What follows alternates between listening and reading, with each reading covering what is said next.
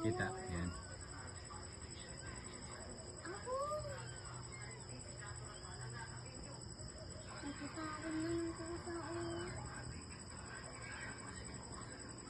Yan po yung kwago sa aming tabi ng bakod naming bahay.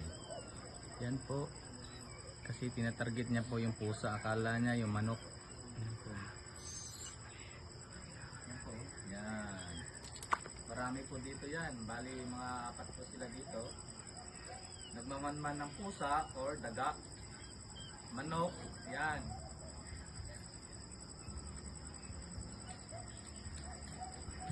Yan po. Kitang-kita po. Mayroon ba kayo sa inyong lugar na yan? Dito lang po yun sa amin. Nagpapakita. Ibabalita yan sa TV Patrol, Newscaster.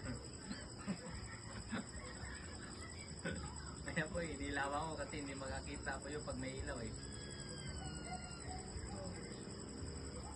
Ako munang ilawan di. Ilaw mo yung ilaw. Kasi ngayon pusa ngayon target nyo. O tingnan, wag ilaw, ibaba mo yung ilaw. Ay hindi. Sa itaas mo nga. Ayan o.